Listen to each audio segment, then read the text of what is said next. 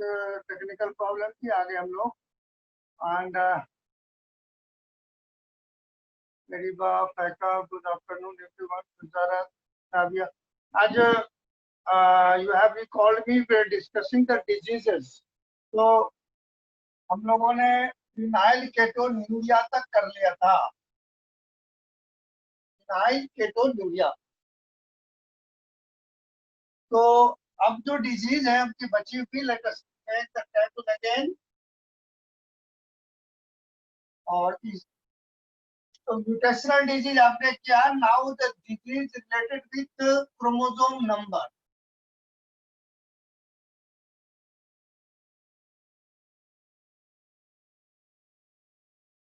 Chromosome number, तो I think इसका table आपने बना लिया है।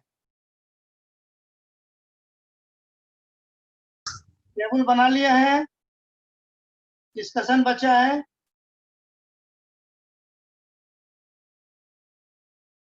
ठीक है, तो पॉलीप्लॉइडी एन्यूप्लॉइडी डिस्कस कर चुके हैं हम लोग या नहीं, देख लें फर्स्ट।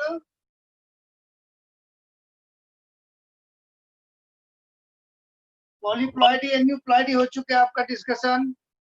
तो मोनोजोमिक से होने वाली डिजीज मोनोजोमिक, पॉलीप्लॉइडी नहीं हुआ तो आज रिमेम्बर। चलो, अब क्रोमोसोम नंबर में सबसे पहला एक क्वेश्चन भी है। हम लोग अब अभी बुक है तो आप पेज नंबर 90 को खोल के रखें और आपको मैं लिखूं, यहाँ पर आपको कीवर्ड्स मिलेगा। क्या क्या वर्ड्स आपको देखने हैं, तो आपको मिलेगा polyploidy, you will get aneuploidy, आपको मिलेगा मोनोजोमी या मोनोजोमिक, और फोर्थ ट्राइजोमी कहिए या ट्राइजोमिक मैटर। तो इतनी कीवर्ड्स आपको मिलना है, तो पहले इस कीवर्ड्स को समझना है। Note down on the copy या बुक में मार्क कर लीजिए, पॉलीप्लॉइडी, एन्यूप्लॉइडी, मोनोजोमिक, ट्राइजोमिक। अब हम इसको पहले एक्सप्लेन कर लें, बस रिलेटेड डिजीज कर लें, ये चैप्टर आज कंप्लीट हो जाएगा।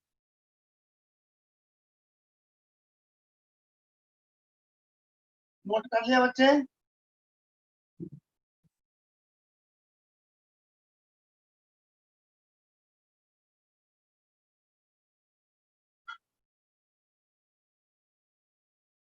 यस, तो आपने नोट किया। तो पहला क्वेश्चन आती है जो what is difference between polyploidy and aneuploidy. तो क्वेश्चन वाइज ही डिस्कस करें। Let us have a question. Question लिखे डिफरेंशिएट बिटवीन पॉलीप्लॉइडी एंड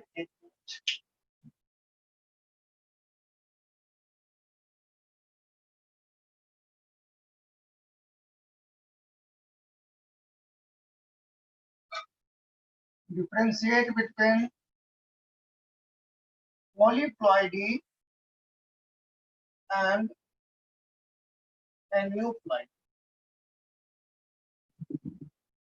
तो फर्स्ट जो है इनका पहले डेफिनेशन देख लें, फिर मैटर को भी समझना है ये कैसे होता है।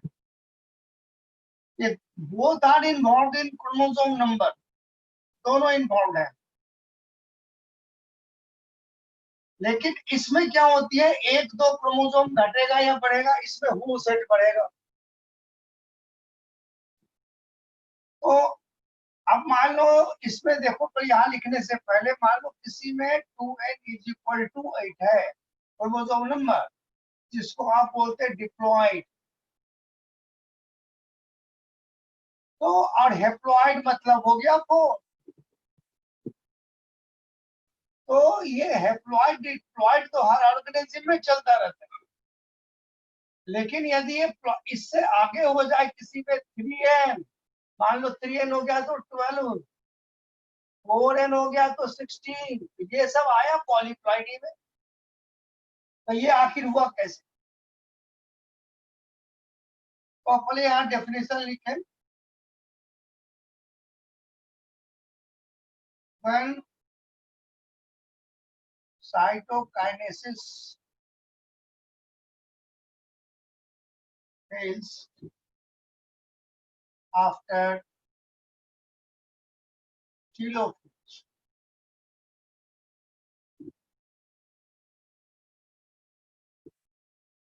results into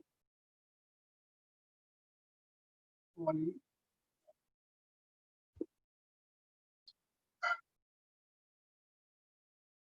Here, whole set of chromosomes are involved. तो पॉलीप्लॉइडी तो डिस्कस किया, लेकिन ह्यूमन में पॉलीप्लॉइडी से एज इट इज कुछ नहीं होगा, सर्वाइव ही नहीं करेगा। मान लो किसी सेल में 92 क्रोमोसोम हो जाए, they will not survive, but it will survive in the plant.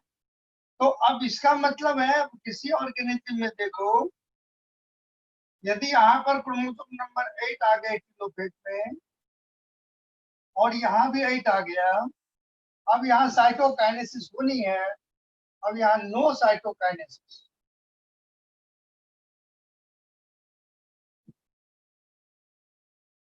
तो साइटोकाइनेसिस जब नहीं होगी तो पूरे के पूरे यहाँ पर क्रोमोसोम हो गए 16।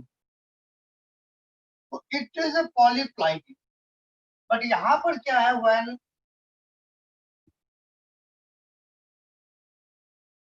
individual chromosome or the chromosome is are involved. Number one, number two,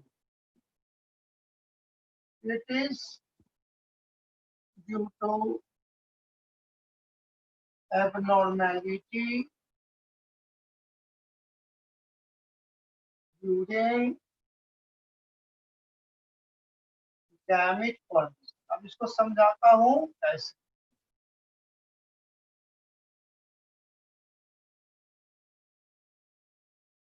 पहले डेफिनेशन लिखिए, फिर दोनों को, एडिप्लॉइड से ह्यूमन में डिजीज होता है, इससे कुछ नहीं है, फिर दोनों को समझना है टेक्निकली और तब डिजीज डिस्कस करनी है।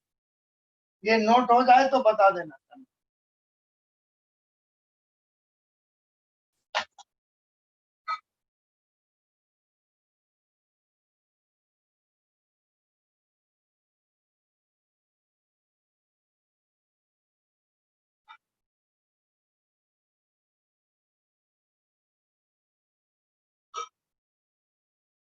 हो गया वजारत का।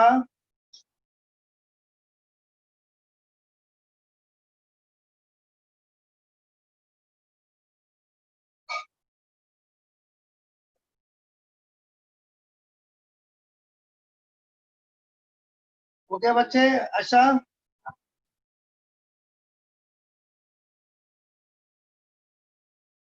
You can give the sign on the name just like this, तो भी हो जाएगा। ये साइन आप डाल देंगे तो मेरे पास स्टेप हो जाएगा।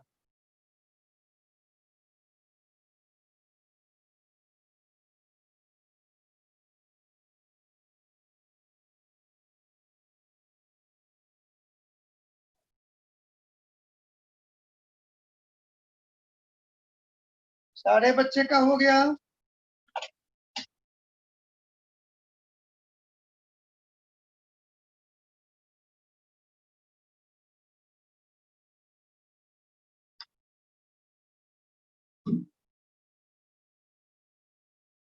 ठीक है, अब देखो बच्चे, तो ये क्लियर हो गई। जब टेलोफेज आया यहाँ पर साइटोकाइनेसिस भी नहीं, तो किसी में 8 क्रोमोसोम था, 16 हो गया।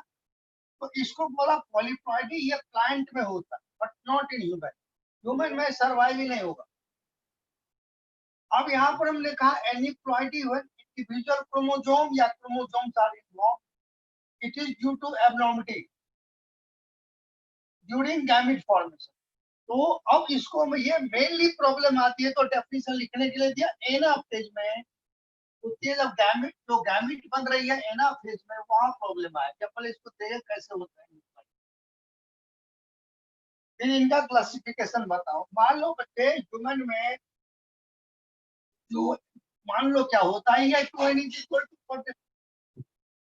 अब oogenesis या स्पर्मेटोजेनेसिस, अब ये सारे क्रोमोसोम, इनको एक पोल पर यहाँ 23 आना है, एक पोल पर 23 आना है, एनाफेज में ये प्रॉपर होना है। अब देखो मान लो क्रोमोसोम सारे जो मूव कर रहे थे, हम एक डायग्रामेटिकली बताएं, during anaphase chromosome get curved like, मान लो मैं 4 लेके चल रहा हूं, अब ये देखो कैसे होता है एन्यूप्लॉइड। अब ये किसी में 4 क्रोमोसोम है, तो ये सारे डिवाइड हो गए, और यहाँ पर ये क्या है, स्पिंडल फाइबर, ये है एनाफेज। और जितने ये प्रॉब्लम आती है वो सिर्फ एनाफेज में आती है। अब यहाँ देखो, अब यहाँ पर किसी एक क्रोमोसोम का ये दोनों ओर खींचा जा रहा है। अब यहाँ पर स्पिंडल टूट गई, यहाँ पर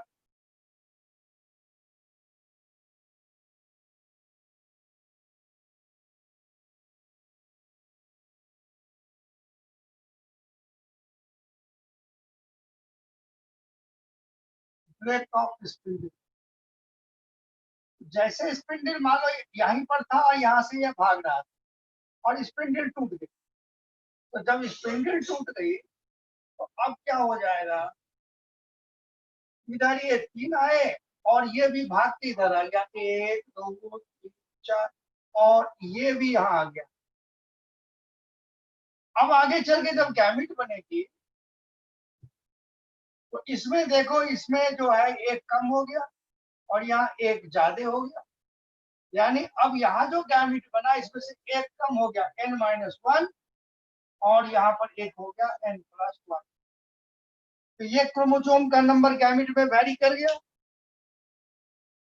अब जब ये normal abnormal chromosome, abnormal gametes normal gamete से फ्यूज होगा, तो अल्टीमेटली क्या होगा, डिजीज होगी। अब मान लो ह्यूमन में ये एग है, इसके कारण एग में 22 में ही क्रोमोसोम है, और स्पर्म में टोटल 23 है। तो अब यहाँ पर क्या हो जाएगा, क्रोमोसोम का नंबर 55, एक कम हो गया, ये एंटीप्लॉइडी हो गई, तो भी डिजीज हुआ।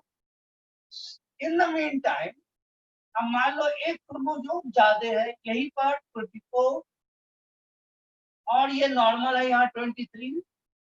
तो अब ये रिफ्यूज करेगा कि यहाँ क्रोमोसोम हो गया 57, ये बढ़ गया। This all are comes under the aneuploidy. तो एनीप्लॉइडी में हम लिखेंगे, it is due to during the gamete formation, और it is due to breakage of spindle fibre. एक पॉइंट और लिखिए, डायग्राम भी बना ले समझने के लिए। Aneuploidy always arises during the gamete formation and is due to breakage of spindle fiber. तो एक पोल पर ज्यादा चला गया क्रोमोसोम, और एक पोल पर कम चला गया, तो एबनॉर्मल गैमेट बन गया।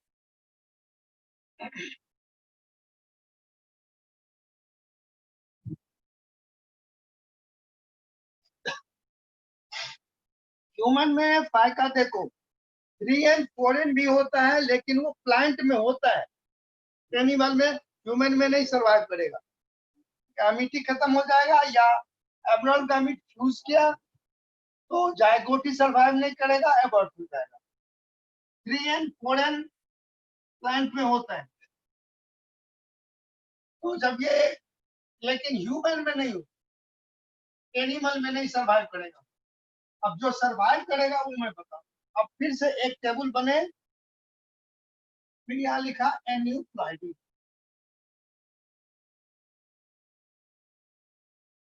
तो डेफिनेशन में have discussed that the individual chromosomes are involved।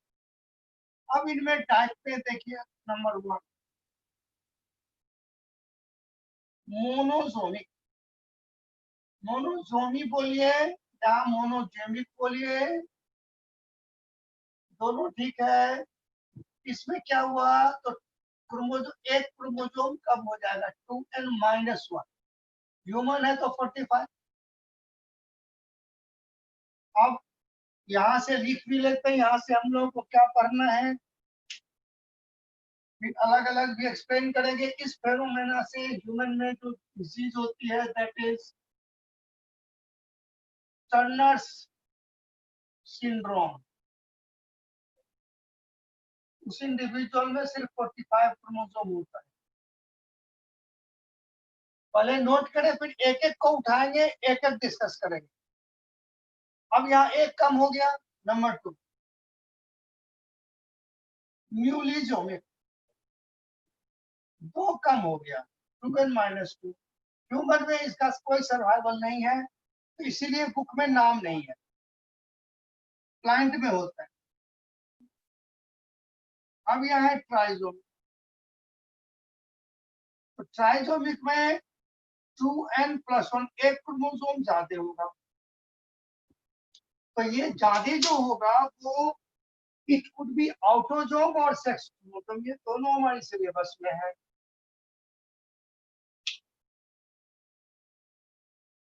तो इसको हम कर दें ऑटोजोमल,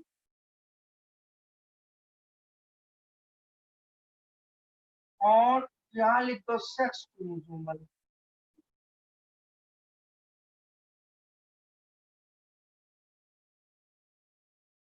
अब इसकी एग्जांपल अब यहाँ मैं ऊपर लिखता हूँ, एक तो यहाँ मैं लिख सकता, अब ये यहाँ लिखता। ऑटोजोमल के एग्जांपल्स यहाँ से आप लोग नीचे ही लिख लेंगे, मेरा ये बोर्ड छोटा है, मैं यहाँ लिखता।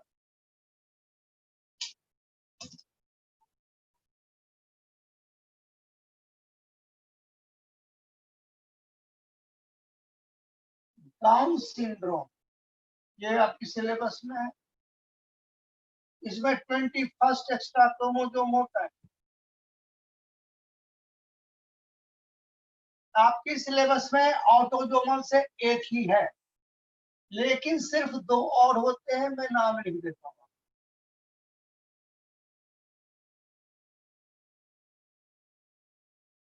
कटआउ सिंड्रोम, इसमें 13th क्रोमोसोम एक्स्ट्रा होता है। इसको नोट कर लिया बच्चे, इसको मिटाऊं मैं मोनोजोमी को।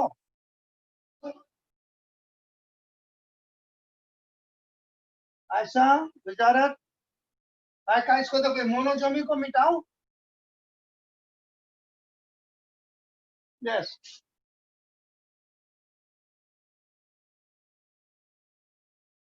और एक होता है एडवर्ड, इसमें 18th क्रोमोसोम एक्स्ट्रा होता है। दोनों बुक में है नहीं, फिर भी मैंने आपको लिखा। अब इसको मिटा, अब ये सेक्स क्रोमोसोमल में लिख दो। ये सेक्स क्रोमोसोमल वाला आप यहीं पर लिखना, मैं यहाँ लिख देता हूँ। इसमें नंबर 1, इसको बोलते हैं क्लीनिहेल्टर्स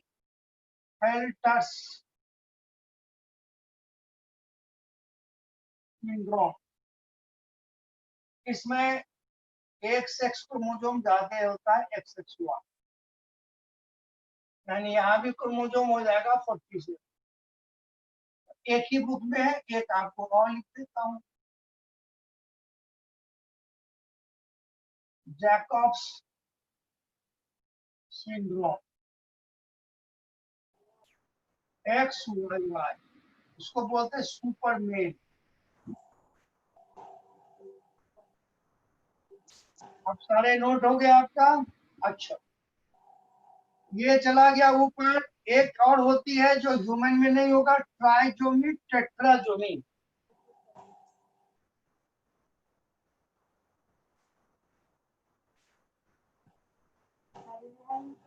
n+2, तो ये ह्यूमन में नहीं होता। तो आपको सिर्फ नाम जान लेना है, मोनोजोमिक, न्यूलीजोमिक, ट्राइजोमिक, टेट्राजोमिक। अब अपनी कागज पे देखिए, मोनोजोमी में 2n-1, इससे ह्यूमन में है टर्नर सिंड्रोम। पेज नंबर 90 भी खोल के रखे आप। न्यूलीजोमी 2n-2 ह्यूमन में नहीं होता, प्लांट में होता, इसलिए बुक में नहीं है। कहीं से आवाज आ रही है, please check, the mic everyone. Trisomy एक क्रोमोसोम ज्यादा हो जाएगा। यदि ऑटोसोम ज्यादा होता है तो इसमें 3 है, डाउन्स, पटाउस, एडवर्ड, सिलेबस में 1 है।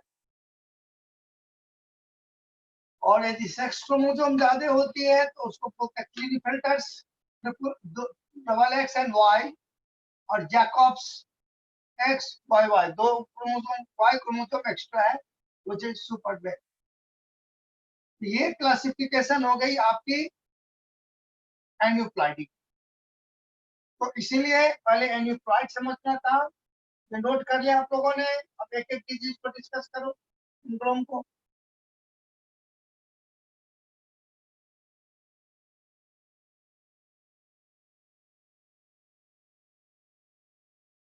अब अपनी बुक को भी देखें, वहां क्वेश्चन भी बना लें और डिस्कशन भी देखें।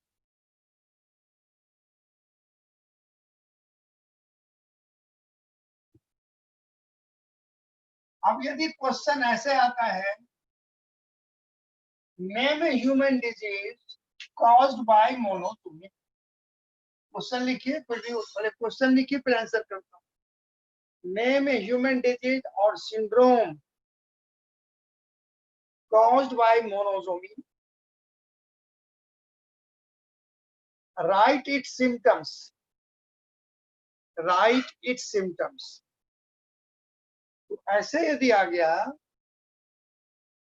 मोनोजोमिक वर्ड आएगा जी, मोनोजोमिक, यानी आपको मैंने कहा 2n-1। तो इसमें क्या होती है, टर्नर सिंड्रोम में हमने कहा था टोटल 45 होंगे, तो 44 ऑटोजोम और 1 सेक्स क्रोमोसोम, यानी 1 सेक्स क्रोमोसोम कम होता है। हमने पिछली क्लास में भी डिस्कस किया था ऑटोजोम और सेक्स क्रोमोसोम। एक भी ऑटोजोम यदि कम हो जाएगा तो वो सर्वाइव ही नहीं करेगा। तो भैया अब ये बात है, ठीक है, 2 लाइन बुक में सिम्टम्स है, हम लिख देंगे, बट क्वेश्चन आती है बच्चों के दिमाग में, इसकी पैदाइश कैसी है। तो भैया जब ये इनका डिटर्मिनेशन जब जायगोट फ्यूज किया उसी समय हो गया, बाद में कुछ नहीं होना। कैसे? अब मान लो कि 2 तरीके से हो सकता है। अब मान लो एक एग है जिसमें केवल ऑटोजोम है, ये एग है। अब इनका फ्यूजन ऐसे स्पर्म से हो जाए जहां 22x है, तो अब यहाँ पर क्या हो जाएगा, 54x। यानी ये सब चीजें डिटरमाइन उसी समय हो जाता है जब ये दोनों गैमेट फ्यूज किए। और दूसरी तरीका ये भी हो सकता है, जो एग तो नॉर्मल है जी, ये देखो एग एबनॉर्मल है, n-1, एक कम थे। अब नॉर्मल एग है, अब ये स्पर्म में केवल 22 क्रोमोसोम है, सेक्स क्रोमोसोम है ही नहीं, तो भी ये हो जाएगा 44x। This is the cause of Turner syndrome. एक सेक्स क्रोमोसोम कम है, और आपके दिमाग में आएगा जो ऑटोसोम कम होगा तो बच्चे वो सर्वाइव ही नहीं करेंगे। अब टर्नर सिंड्रोम का जो बुक में सिम्टम है उनको देखिए।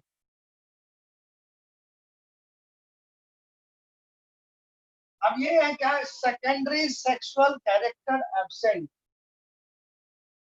लिखा होगा। Secondary sexual characters means no memory gland, no pubic hairs, infertile. अब आपने सुना होगा ट्रांसजेंडर, ट्रांसजेंडर मतलब वो ना मेल है ना फीमेल है। जैसे ट्रांसजेंडर को आप लोग 2-3 जगह देख सकते हैं। एक तो जब रेड लाइट पर गाड़ियां रुकती थी तो बस यू मार मार के पैसे सुनने आ जाते हैं ट्रेन में, और कोई शादी हुई, कोई बच्चे हुए तो वो गाना गाते हुए पहुंच जाते हैं। वो सारे सिंड्रोम वाले हैं, इसमें 2-3 सिंड्रोम है, तो सारे वही है। जिसको ट्रांसजेंडर को कुछ और नाम से आप लोग बोलते हैं, बच्चे बोलते हैं। They are neither male nor female, तो ये भी ट्रांसजेंडर ही है। तो इनमें क्या हो गया, सेकेंडरी सेक्सुअल कैरेक्टर एब्सेंट, यानी no mammary gland, infertile ovary, no pubic hairs, यही सेकेंडरी सेक्सुअल कैरेक्टर। और भी सिम्टम होते हैं इसके, बुक वाला सिम्टम अंडरलाइन करिए तो आप दिमाग में आ जाना चाहिए, वी आर दिस ट्रांसजेंडर्स। अब मोनोजोमी के बाद आप में आता है ट्राइजोमी।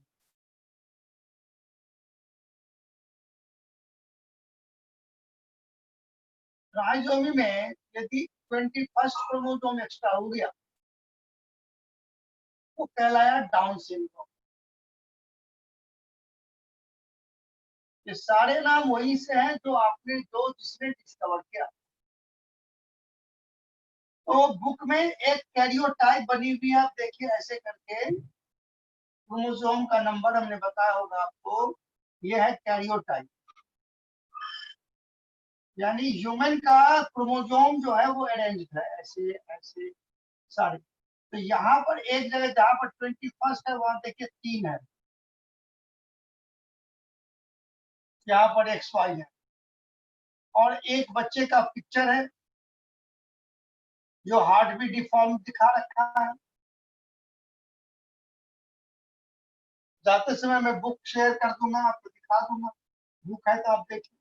तो डाउन सिंड्रोम में 21st एक्स्ट्रा क्रोमोसोम है, यानी इसमें टोटल नंबर ऑफ क्रोमोसोम हो गया 47। तो ये कैसे होगी, एक यदि normal gamete and used with n+1 gamete, ये दूसरा जो है ये 21st क्रोमोसोम है, तो क्या हो जाएगा 2n+1, एक क्रोमोसोम ज्यादा। तो डाउन सिंड्रोम ये एग से भी हो सकता या स्पर्म के अवरंती में भी हो सकता, क्योंकि ये ऑटोसोमल है, ये दोनों तरफ से ही आ सकते इक्वली। और I repeat always this aneuploid problems come during the problem of gamete formation.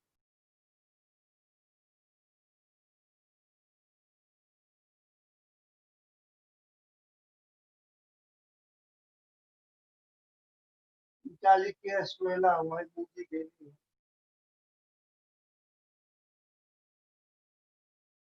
हाँ जी हाँ जी, अरे भैया ट्रांसजेंडर आप लोग बता देता हूँ ना। और ये ट्रेन में जा रहे हैं, गाड़ी रुक गई, मेट्रो रुक गई, आज ये क्या कहते हैं, रेड लाइट पर आपके ऑटो गाड़ी रुकी तो ताली मार मार के आपके पैसे छूटते हैं, बड़े बड़े ड्रेस पहन। समझ में आई बात। किसी की शादी हुई, पहुंच गए ताली मारते हुए, फजल है, सारे ट्रांसजेंडर ही है। तो ट्रांसजेंडर एक ही तरह के नहीं होते, कुछ छोटा भी होता है, कुछ लंबा भी होता है, उसको सुनते होंगे, कुछ बदमाश भी होता है, तो भी बता रहा हूँ कौन है। यूजुअली ये डाउन सिंड्रोम वाला नहीं, डाउन सिंड्रोम वाला इसमें नहीं है, ट्रांसजेंडर ये है और क्लिनिकल। अब इनकी सिम्टम देखो आप वहां पर डाउन सिंड्रोम का, डाउन सिंड्रोम वहां पर क्या होगा, इनकी हेड का साइज छोटा, हैबिचुअल ओपन माउथ ऐसे। आपको आज फोटो शेयर कर देता हूँ एक्चुअल एक लड़के का जो डाउन सिंड्रोम है। तो हैबिचुअल ओपन माउथ, प्रोट्रूडेड टंग, हमेशा यदि बैठा हुआ है तो मुंह खुला रहेगा ऐसे। लो इंटेलिजेंसिया, और बच्चों में थोड़ा हार्ट डिफॉर्मीज होती है, और उसमें देखो क्रीज्ड पाम लिखा होगा बुक में, क्रीज्ड पाम, यानी ये जो जैसा हमारा आपका वैसा नहीं, ये पूरा सीधा होगा, छोटी छोटी उंगलियां थोड़ी। तो ये सरवाइव करता है, बट रिमेन इनकी IQ बहुत कम होती है, पढ़ाई लिखाई नहीं कर पाते। लेकिन यदि बच्चे से इनको पूरी ट्रेनिंग दिया जाए तो फिर अपना ये दूसरे नॉर्मल लाइफ लीड कर लेते हैं, अपना काम कर लेते हैं, ये डाउन सिंड्रोम पर। लेकिन आगे जो हमने जो 13th क्रोमोसोम एक्स्ट्रा होने से पटाउज और एडवर्ड होता है, उनका यूजुअली सर्वाइवल भी नहीं होता है, कुछ दिन के बाद वो 6 महीना में खत्म हो जाते हैं। तो पैदाइश हो गई इसलिए नाम तो हो गया, और उससे ज्यादा और क्रोमोसोम वाला वो सर्वाइव भी नहीं करता, इसलिए कोई नाम ही नहीं। तो ऑटोजोम में 3 ही नाम है, डाउन्स, पटाउस एंड एडवर्ड।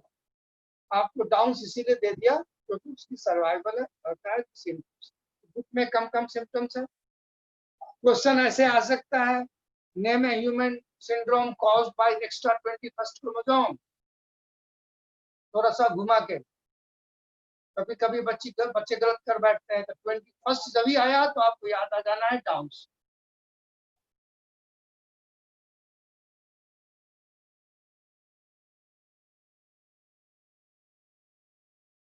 अब इसके बाद एक आप में है क्लीनिफेल्टर सिंड्रोम, ये भी ट्रांसजेंडर ही है।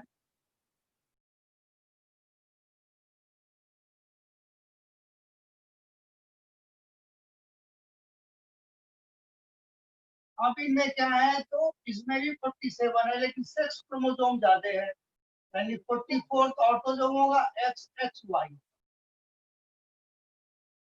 तो इनकी फिर पैदाइश कैसे होगी, एक नॉर्मल गैमेट और दूसरा एबनॉर्मल गैमेट, कोई चाहे मेल साइड हो सकता है, फीमेल साइड हो सकता है।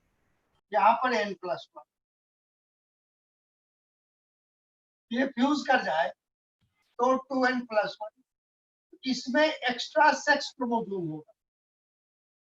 और ये सारी प्रॉब्लम आपको जो 49 पेज पर पढ़े हैं, स्पर्मेटोजेनेसिस, जेनेसिस, उसी के रीजन के कारण होता है। तो अब क्लिनेफेल्टर सिंड्रोम में क्या होगा, वहां देखें सिम्टम। इसे ऑटर जेनेटेलिया तो फीमेल का आएगा, लेकिन फिर भी इनफर्टाइल, और you will find one word, गायनेकोमास्टिया।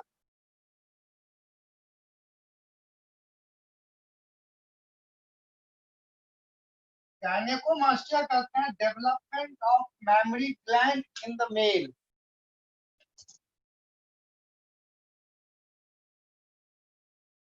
तो आउटर जेनेटेलिया मेल का आया, इसलिए एबनॉर्मल मेल हुआ, और मेमोरी ग्लैंड भी डेवलप हो गया, गायनेकोमास्टिया हो गया, और इनफर्टाइल हो गया। तो दिस इज द रीजन। अब आप यदि आगे कभी पढ़े होंगे तो मैं आपको बताता हूँ, मेल में मेमोरी ग्लैंड, तो ये तो परमानेंट रीजन है। कभी कभी क्या होता है, जो बच्चा जब बॉर्न हो रहा है उस समय मेल में मेमोरी ग्लैंड रहता है काफी दिनों तक, तो वहां पर रीजन कुछ और होता है। उसमें क्या होती है, तो फीमेल का एस्ट्रोजन हार्मोन के कारण होता है। गायनेकोमास्टिया की कंडीशन कभी कभी हार्मोन के कारण भी होता है, थायराइड और सीवियर डाउन सिंड्रोम।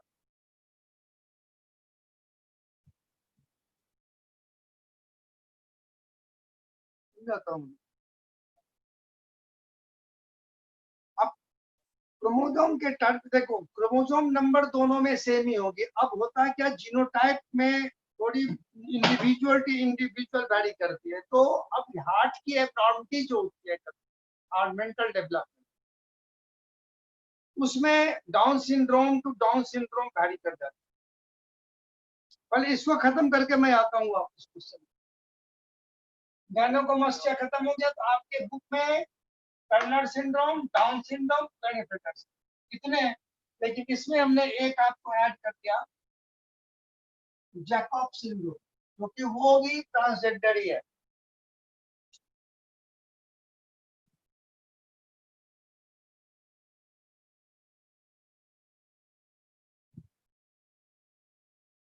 और इसमें XYY है, तो ऑब्वियसली ऑब्वियसली इसका रीजन केवल और केवल मेल की तरफ से। क्यों, नॉर्मल एग जो है 22X, अब आप रिकॉल करो, जब स्पर्मेटोजेनेसिस होता है और वो एनाफेज 2 में जाता है, तो जब वाई क्रोमोसोम का जब सेंट्रोमेरिक डिवीजन हुआ, ये वाई क्रोमोसोम, इनको 2 में जाना था और 2 में नहीं जाके एक ही में आ गए। देखिए एक ही स्पर्म में डबल वाई आ गया, जब ये फ्यूज किया तो 44 वाई बात। अब मैं आपको बताऊं, इनकी ये तो हो गया, अब इनके सिम्टम्स क्या होते हैं, तो उसके लिए आप सुनने में आता, ये तो चैप्टर ही खत्म हो रहा है, तो थोड़ा सा आपको कहानी बता दूं। ये जैकोब सिंड्रोम जो है, it was first discovered in inmates, jail में। एक फॉरेन में जेल है, कुछ कैदी जो थे ना, उनको अकेले अकेले बंद करके रखा था, बहुत बदमाश थे, हार्ड सेल में। और इनमें जेलों में रोल होता है साइकोलॉजिस्ट का, जो निकाल के उन्हें काउंसलिंग करते हैं, समझाते हैं, जो भैया ऐसा ना करो, उनको ट्रेनिंग देते हैं, आप अच्छे आदमी बन जाए। ये 4-5 थे हार्ड सेल वाले, उनको जब उनके सामने आता था तो उनसे वो बात क्या करता था, उसे वह पंच मारना शुरू कर, अटैक कर देता था मारने। तो जब वो साइकोलॉजिस्ट ने खूब मार खा लिया उनसे, उसको फिर उन्होंने जेल में कहा जैसा कि उसकी ब्लड एग्जामिन करना, उसे कुछ डाउट हो। जब ब्लड एग्जामिन हुआ तो सारे जो है वो निकले एक्सपर्ट। यानी अब होता क्या है, नंबर 1 क्रिमिनल माइंड। अब जीन के कारण यदि क्रिमिनल माइंडेड है तो आप उसे क्या करोगे, कोई भी दवाई खिलाओ, कितने भी समझाओ, कितने भी पिज्जा खिलाओ, फिर मारेगा। क्रिमिनल माइंडेड, शॉर्ट स्ट्रक्चर, छोटा होता है, ये नहीं सुपर मेल है तो लंबा होगा, छोटा होगा, क्रिमिनल माइंडेड और इनफर्टाइल। अब इसे आप जब एक बार ये पैदा हो गया तो इसे आप कुछ नहीं कर सकते, बट ये आपको पता है ये ऐसे है तो भैया चलते रहो। तो बच्चे, this is all about this chapter. अब आप चेक कर लो, अगली चैप्टर शुरू कर दूं या इसके डाउट आप करोगे? आप 5 मिनट देख लो अपनी अपनी बुक। लियोट्रॉपी नहीं हुआ था, अच्छा बता देता हूँ लियोट्रॉपी। और भी चेक कर लो, कुछ शायद हमारे हिसाब से पॉलीजेनिक भी छूट रहा है जी। पॉलीजेनिक चेक करिए तो, लियोट्रॉपी तो वजह तो बता दिया।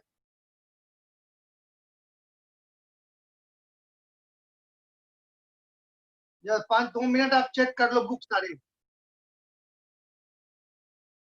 लट के। एक हमारे हिसाब से पॉलीजेनिक भी आपका करना है, लियोट्रॉपी ये वजारत ने दिया। अब आप चेक कर लो बेटा, पॉलीजेनिक भी चेक करिए, और भी चेक करिए, आप 2-3 मिनट ले लीजिए, चेक कर दीजिए।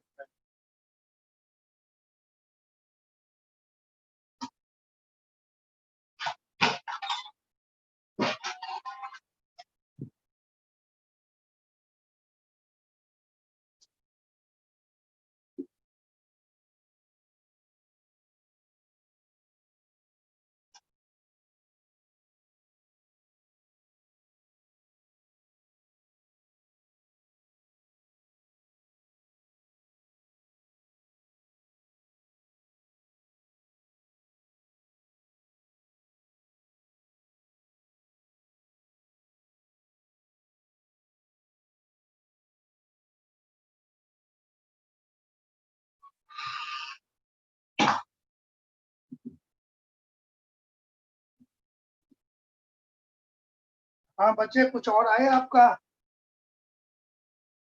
अरे पैका टर्नर सिंड्रोम तो बता दिया, फिर बता देता हूँ। ये दो तो मुझे आप देख लेना, एक तो प्लियोट्रॉपी बताया, पॉलीजेनिक हुआ या नहीं।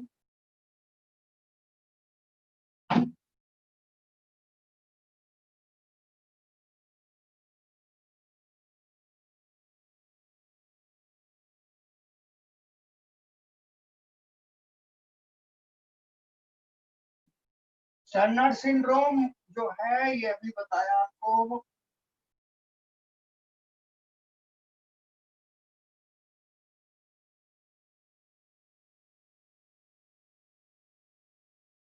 आपका नया वाला में पेज 91 है, तो किसी पुराने में 90 पर है, आपका 91 है, कोई बात नहीं।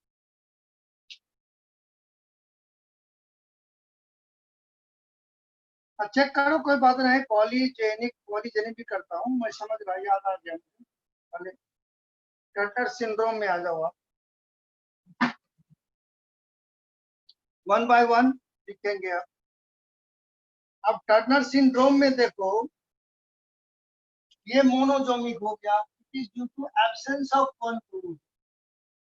मोनोजोमिक, एब्सेंस ऑफ वन क्रोमोसोम माने 2n-1। एब्सेंस ऑफ कौन सा क्रोमोसोम? Always sex chromosome.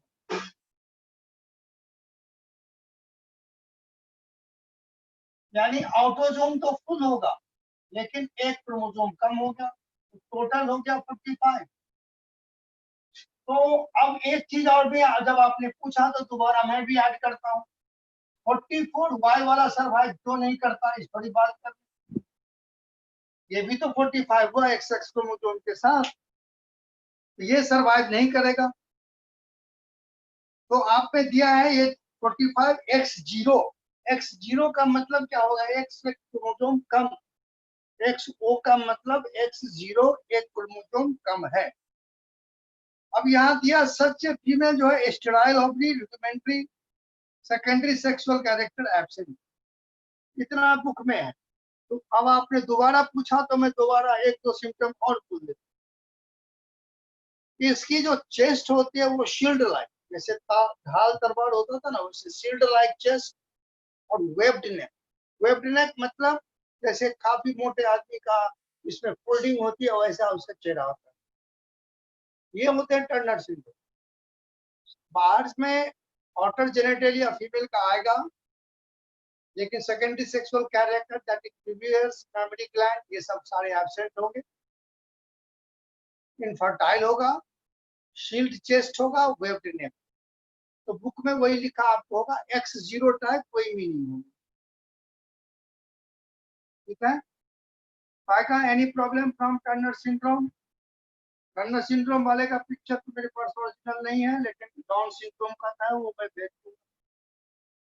मेरे पास थे सारे एक बुक जिसमें ओरिजिनल पिक्चर्स थे, तो वो लॉस्ट हो गए हैं, but you can find on the net. ठीक है।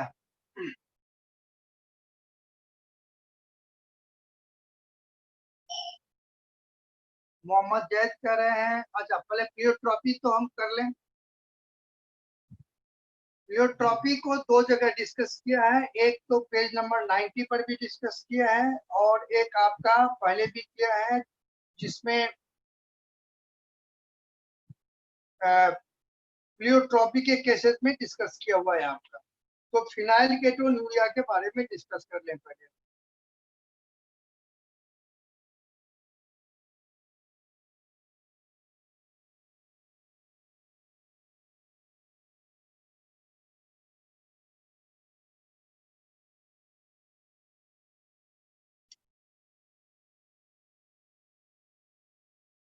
Phenyl ketonuria, better to write pleiotropy.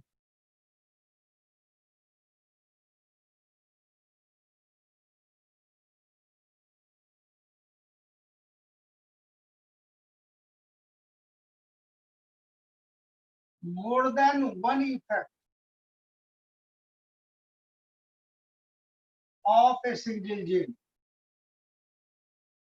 अब ये थोड़ा सा प्लियोट्रॉपी का एक लाइन आपका ओल्ड बुक में 78 पेज में भी सेकंड पैराग्राफ पर, वहां भी दिया था मोर देन वन इफेक्ट। अब एक जो डिस्कस किया है, ये 78 पेज पर भी आपको मिलेगा सेकंड पैराग्राफ। तो एक ही जीन का एक से ज्यादा इफेक्ट। तो इसमें क्या दिया है आपका, फिनाइल केटोन्यूरिया। फिनाइल, ये तो डिस्कस हुआ था जी, आई थिंक ये डिस्कस हुआ था। फिनाइल केटोन्यूरिया में क्या होती है डिजीज में, पर डिजीज देखिए, जो इसमें मैं बताया, फिनाइल एलानिन जो है वो एमिनो एसिड है। Phenyl alanine is the amino acid, और इसको during certain processes, biochemical processes, इनको टूटना होता है टायरोसिन एमिनो एसिड में, और यहाँ पर इनको ब्रेक डाउन के लिए एंजाइम होता है फिनाइल एलेनिन डिहाइड्रोजिनेज।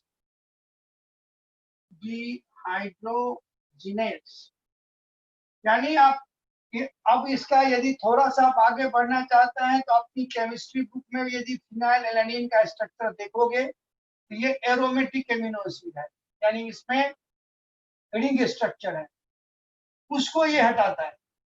हालांकि हमारी बुक में वो केमिस्ट्री डिस्कस नहीं है, मैं आपको बताऊं, if you could study the biomolecules, जिनका केमिस्ट्री नया वाला बुक होगा उसके उसमें 420 पर होगा ये स्ट्रक्चर। इसके एरोमेटिक जो ग्रुप है उसको ये डिहाइड्रोजन हटा देता है, टायरोसिन में कन्वर्ट होते रहना है इनको लीवर में। This is the natural process. अब ये देखो, हम लोग 6th चैप्टर में पढ़ेंगे, कोई भी जीन के लिए डीएनए होता है, जीन होता है।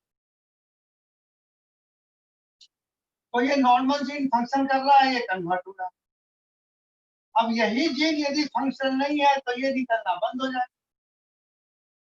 तो जब ये निकलना बंद हो जाएगा, टायरोसिन नहीं बनेगी, तो फिनाइल एलानिन जो है ये कन्वर्ट हो जाता है phenyl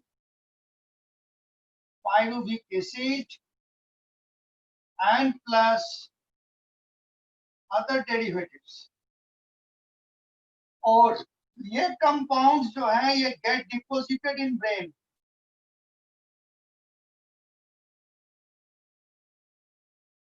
And also comes in the urine, लिखा है also secreted in urine। तो अब ब्रेन टिश्यू में ये कंपाउंड जमा होने लगा ब्रेन में, तो क्या हो जाएगा, न्यूरोलॉजिकल डैमेज हो गई। तो this is the cause of phenyl, symptoms of phenylketonuria. तो इसको प्लियोट्रॉपी में क्यों रख लिया, एक ही बार ये जीन क्या करता है, ये नॉर्मल फंक्शन कर रहा है, एक बार नहीं कर रहा है। तो यहाँ पर अब प्लियोट्रॉपी का यही एग्जाम्पल लिया तो हम यहाँ लिख रहे हैं, लेकिन आप बोर्ड में नहीं लिखेंगे, लेकिन अब समझो, तब हम सिकल सेल एनीमिया पढ़े हैं, वहीं पर एचबीजी नॉर्मल आरबीसी बना रहा है, और दूसरा जो है सिकल सेल बना रहा है, दो तरह का इफेक्ट हुआ, वो भी प्लियोट्रॉपी का एग्जाम्पल। बट अब एनसीईआरटी में नहीं दिया है तो हम नहीं लिखे, ठीक है। अब हम आपका फिनाइल केटोनुरिया अपना देख लें, ये हो गया। तो अब हम आ जाए आगे, पॉलीजेनिक।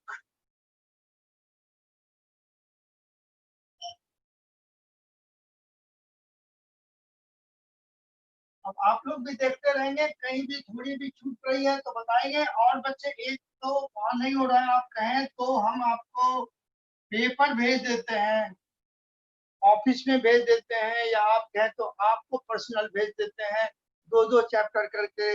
यदि प्रैक्टिस नहीं होगी तो कैसे होगा, और आप आंसर करके ऑफिस को भेज दो, वो मुझे भेज दें, या डायरेक्ट भेज दो, जैसे मर्जी हो आपको, लेकिन कुछ टेस्ट, छोटे छोटे टेस्ट लेते रहो। बोलो तो फर्स्ट सेकंड चैप्टर का भेज दूं, आप डिसाइड कर दूं, सबको एक ही साथ भेज दूंगा, दो दो चैप्टर। और हमने एक, आप लोगों को भी पता होगा, latest talk about reduced syllabus. सबको पता है कि आपकी फिजिक्स, केमिस्ट्री, बायोलॉजी से बोर्ड एग्जाम के लिए काफी चैप्टर्स हट गए हैं, to all are aware. Yes, तो जो चैप्टर हट गए हैं उसको अभी नहीं पढ़ाएंगे, लेकिन जब एग्जाम हो जाएगा तब पढ़ाएंगे, क्योंकि अब फिर हमको देखना पड़ेगा ये मैटर जो क्या वो नीट में भी हटा रहे हैं, हटाना चाहिए उनको, नेशनल टेस्टिंग एजेंसी को, क्योंकि जिस सिलेबस से आपने बच्चे का एग्जाम दिया है बोर्ड, उसी से आप उसका कंपटीशन भी लेंगे। तो अभी हम फिलहाल जो भी हमारा सिलेबस ने इन्होंने क्यूरिकुलम जो किया है सीबीएसई, वो पहले खत्म कर लें, उसकी पूरी तैयारी कर लें, और फिर जैसे टाइम बचा वैसे निकल जाएंगे। अब जो ये चैप्टर आप कर रहे हो बच्चे, ये चैप्टर का वेटेज है 18 मार्क्स। इसमें 3 चैप्टर थे, एक खत्म हो गया, एक मॉलिक्यूलर है, एक इवोल्यूशन है जिसको हटा दिया, वो भी लंबा चैप्टर था। तो मोहम्मद जाहिद आप बता रहे हैं केवल ऑब्जेक्टिव, ऑब्जेक्टिव देखने में तो आसान हो ही जाएगी, लेकिन ऑब्जेक्टिव भी तो देना ही पड़ेगा ना आपको। आप जैसे चाहो हम सब्जेक्टिव भी भेज देंगे, आपको ऑब्जेक्टिव भी भेज, हम सर से भी बात कर लेते हैं जैसे, लेकिन आप बेटर बच्चे टेस्ट लो, आप टेस्ट लेना जरूरी है, नहीं तो कैसे पता चलेगा जो हम कितने रिकॉल कर रहे हैं, कितना समझ रहे हैं, कहाँ पर हमारी डाउट्स है। अब इसमें थोड़ा सा और भी काम थोड़ा अलग ढंग से बढ़ गया। तब हम अपने 11th में वहां पर आपको टेस्ट हो जाता था सामने, अब आपको अपने ही इन्विजिलेशन करना है, अपने टेस्ट लेना है, अपने आप को करना है, ये चीज थोड़ा देखना है। हाँ बच्चे ये देखो, in my opinion we have not discussed polygenic, जिनका नया वाला बुक होगा वो 88 89 पेज पर होंगे, और जिनका पुराना पेज होगा 67 टू 89 पर जाकर लास्ट में एडिशनल पे होगा।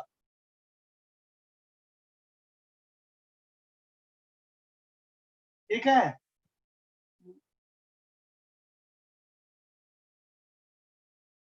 तो अब देखो पॉलीजेनिक, पहले डेफिनेशन लिखिए।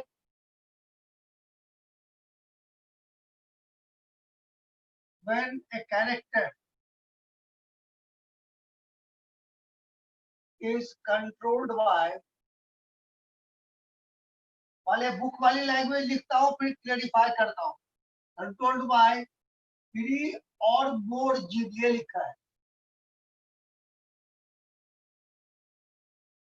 लेकिन एक्चुअल बोर्ड में यही आएगा, आप लिखेंगे 3 और मोर जीन। इसका भी रीजन बताते हैं, is called polygenic, poly means many. तो नॉर्मली क्या होती है, for one character there is only one gene. अब जैसे प्लांट में हाइट था, देखो तो हाइट के लिए जीन तो एक ही थे कि ये 2 फॉर्म में था, ये तो इन दोनों के एलियंस थे ना। तो एक ही जीन के लिए, एक कैरेक्टर के लिए यदि एक से ज्यादा जीन है तो उसे पॉलीजेनिक। आपके एग्जांपल है ह्यूमन का skin colour, human skin colour. अब देखो इसके ह्यूमन स्किन कलर जो है, it is due to melanin. जितना मेलानिन स्किन में होगा उतना वो डार्कर होगा। तो पहले एक क्वेश्चन बना के इनका आंसर भी करें, फिर समझाता हूँ। एक क्वेश्चन है, what is polygenic inheritance, give one example of.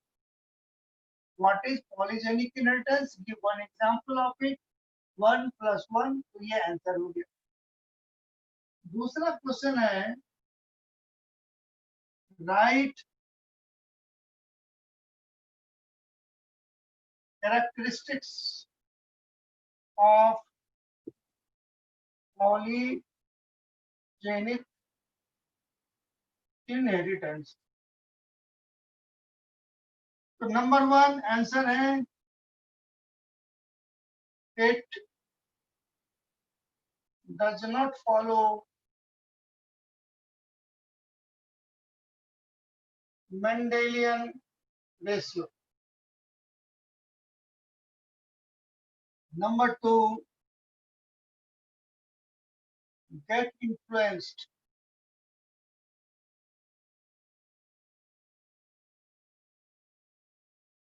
much by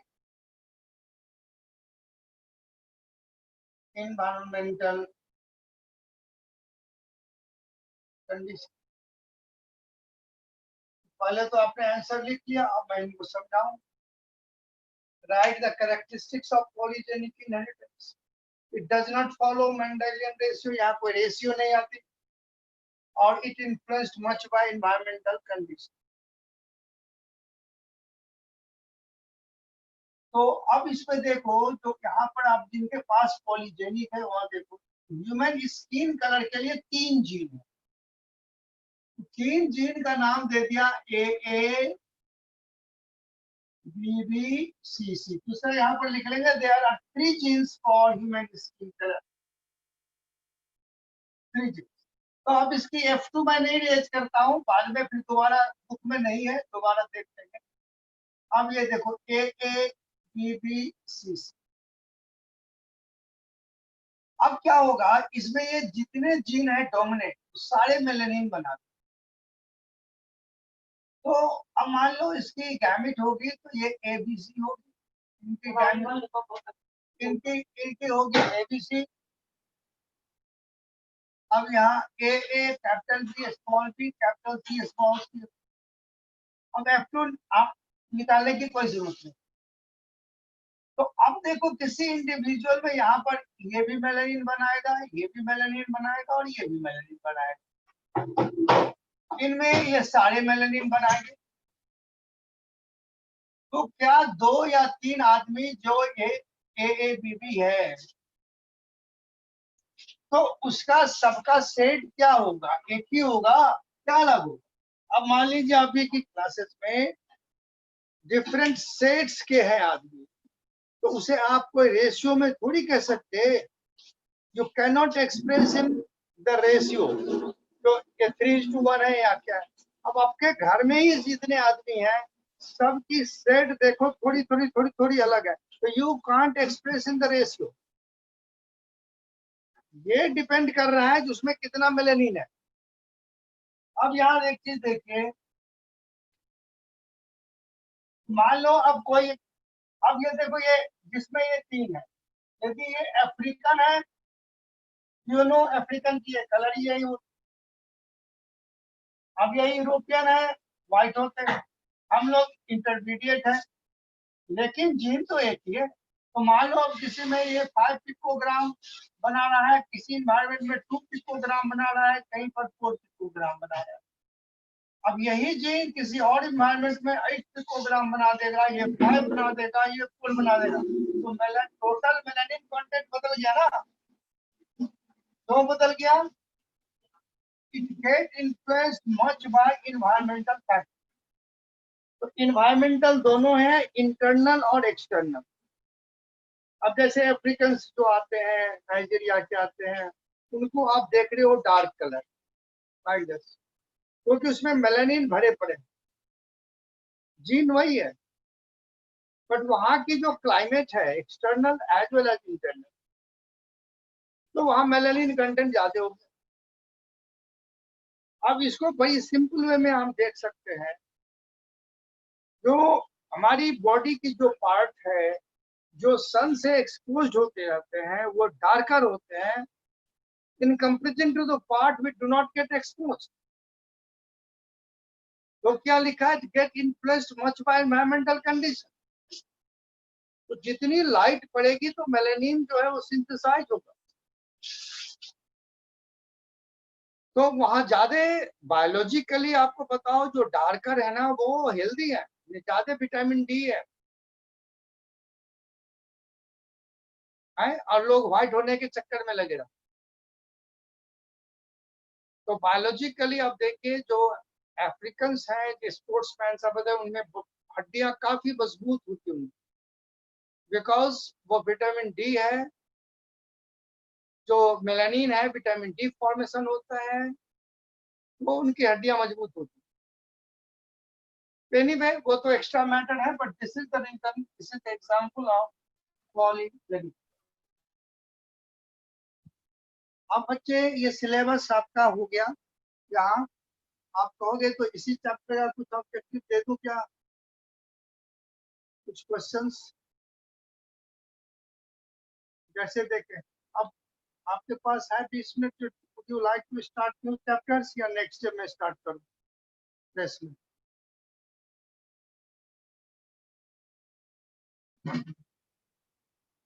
तो नेक्स्ट जो चैप्टर स्टार्ट होगी मॉलिक्यूलर, ठीक है, नेक्स्ट डे करेंगे। तो आपको यदि आइडिया है, जो बच्चे हमारे साथ 11th में थे वो डीएनए का जो हमने बायोमोलिक्यूल्स पढ़ाया था वो कॉपी निकाल लेंगे, ऐसा थी सब जाते, तो वो आप लोग पुरानी कॉपी निकाल लेंगे तो हेल्प होगा, हम पढ़ाएंगे फिर जीरो से। पेज नंबर आप नोट कर लेंगे 96, पेज नंबर 96 टू 98। ये केमिस्ट्री ऑफ डीएनए है जो आप 11th में पढ़े हैं, और मैं दोबारा रिपीट करूंगा, बच्चे को भूल जाता है, बट ये सेम चीज है जो हमने आपको 11th में पढ़ा रखा है, और यही सेम चीज आपके फिर 12th बायोमोलिक्यूल्स केमिस्ट्री में जाएगी। पेज 96 टू 98 ये केमिस्ट्री ऑफ डीएनए और न्यूक्लिक एसिड है।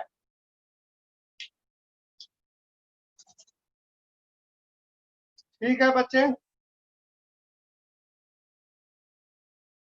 नहीं है तो चिंता नहीं करना है कोई भाई, पूरे मैं तो 0 से शुरू करूंगा, क्योंकि कुछ बच्चे नए भी हैं और भूल भी जाता है, नहीं है तो कोई बात नहीं, लेकिन एक सेपरेट कॉपी बना लीजिएगा, उसमें बुक भी सामने रखिएगा, और पहले टोटल डीएनए की केमिस्ट्री बता देनी पड़ेगी, उसके बाद मॉलिक्यूलर जेनेटिक्स और इजी हो जाएगा, और इस पर भी फोकस कर पाएंगे। आपको छूट गया है तो नथिंग टू बी वरी, ठीक है बच्चे, आ जाइए।